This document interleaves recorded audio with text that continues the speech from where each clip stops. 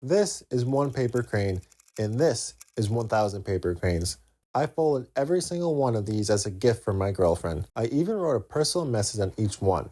But let me tell you, this was one of the worst experiences of my life. Well, kinda. Let me explain. Firstly, why do people fold paper cranes? Well, in Japanese culture, the crane is a sacred bird said to live for 1,000 years. There's a tradition called senbazuru, folding 1,000 paper cranes, which is believed to grant you a wish. So, was I folding all these cranes to get a wish? Not really. To understand why I started, let's rewind to 2019. In college, I had this random idea. I'm going to fold 1,000 paper cranes. Why? No clue. But after a few weeks of folding, I moved back home for summer break and lost every single one. And yeah, that was the end of that. Fast forward 5 years later, I visited the Peace Museum in Hiroshima and was completely in awe of the displays. Thousands of beautifully folded paper cranes, each with a different design and heartfelt messages. I thought, that's really, really cool. Took some videos and was like, wow, maybe one day I'll fold some paper cranes. And then I just forgot. But on New Year's Eve, I made a resolution. Fold 1,000 paper cranes. Why? I don't know. So some months go by and it's September. I have not folded one paper crane since I made the resolution. October is my girlfriend's birthday, and I was brainstorming birthday gifts for her. I'm the kind of guy who gives crappy but meaningful gifts. For example, the shirt I made. Anyway, so one day I was sitting on the toilet and I thought, what if I folded 1,000 paper cranes for her? But immediately there were two problems. I couldn't just give them away. I wanted to keep some for myself. Then as I thought about it more and more, inspiration hit me. I would fold 500 paper cranes for her and 500 for me, under the premise of if we were ever to move in together, we would combine them for the full 1,000s. The second problem is that folding these cranes didn't seem personal enough. It didn't seem enough. Like, why would you just give a person paper cranes? Health is really important to her, so I thought the overall theme of the paper cranes would be good, but I just wanted to make it a little bit more personal. This way, it's a meaningful gift for both of us. But how can I make things even more personal? By writing a message on each one. It seems pretty simple, right? Wrong. So it was settled. I bought 1,005 sheets of origami paper. My initial plan was to fold all the cranes in one weekend, and another weekend I would hang them. I would hang them in a display like this. So I got the cranes, and the first weekend I folded cranes for 1 hour straight and folded a total of 24 cranes in 1 hour. At this point, I should have realized I was in trouble, but nope. I optimistically folded 100 paper cranes the first weekend, then reality hit. With 45 days until my birthday and a full-time schedule from 8 a.m. to 8:30 p.m., I was exhausted at the end of each day, and I was averaging just 10 cranes a day, and at that pace, impossible. For 2 weeks, I folded cranes whenever I could, which, to be honest, was barely anything at all. So obviously, I wasn't getting anywhere near the numbers I needed to complete the paper cranes. Then one day, I discovered a hack. Pre-fold the first initial 4 folds of the paper crane at once. Ethical? Questionable. Necessary? Absolutely. By the end of the week, I had pre-folded 750 sheets, but the real challenge wasn't the folding. It was writing all those messages. Some of them were heartfelt, some of them were drawing, others, nonsense.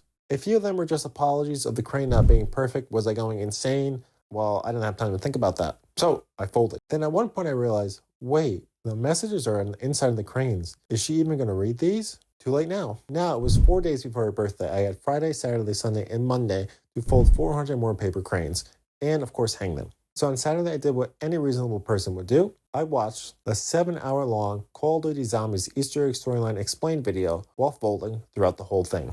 Years ago, I did research for a World War II movie. I came across some old Nazi documents. It was very, very good. I learned a lot about zombies history. By the end of the 7-hour video, I finished about 250 paper cranes. Progress, sure, but far from done. I folded the last 100 the next day. Finally, I was done. I still had to hang all the paper cranes, but I had absolutely no idea how to hang paper cranes. The first row looked terrible. It was late, so I went to bed. The next day was my last day, Monday, to fold all these paper cranes. So at 7:30, I woke up. Then I went to school. Then I went to work. Then I ate dinner. By the time I started hanging the cranes, it was 9:30. I strung crane after crane after crane, finishing one strand, the next strand, the next strand. And finally, at 1:30 a.m., I finished. All done. I thought, wow, this was the coolest thing ever. Now time for bed. That night, I barely slept, and the next day I nervously brought over the gift. I took a half day at work, so we met for the second half of the day. Then I finally gave her the gift and she loved it. She really, really liked it. And I was so happy with it. She said she would even read a few messages each day. Hearing that made all the late nights and the needle stabs worth it. Oh, and if you want to see me make her another custom gift, click subscribe. At 5,000 subscribers, I will make her another custom gift. Maybe not 1,000 cranes this time, but something just as special. But wait, there's more. At that moment, I realized how much moving to Japan has shaped my life. And that's exactly why I wrote an ebook to show you how exactly I moved to Japan. If you want to read it, it's in the description below. There are still 500 cranes sitting on my floor, the ones I had made for myself. For weeks, I ignored them. My floor became a war zone of beads, strings, crumpled paper. I step all over the mess daily, telling myself, I'll get to it tomorrow. But eventually, I hung my half of the cranes. And let me tell you, by the time I finished, I was basically done with cranes forever. Well, until like 2 weeks later when I folded another one just for fun. The very last strand I folded was different. I was going to make the wings pop out. One of each color pop out. But then I accidentally messed up the hanging process. And when I tried to fix it, instead of fixing it, I got every single one tangled really, really bad. Real bad. Just take a look at this. I would put this thing in a Christmas tree. This kind of looks kind of cool.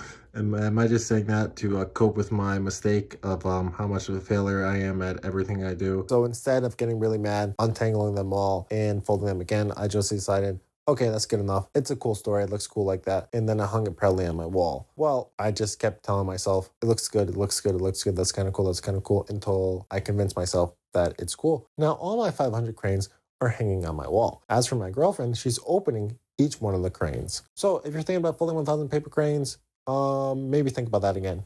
Or just go for it. Just go for it and figure it out as you go along the way. If you're still here, make sure to subscribe. I am going to bed now.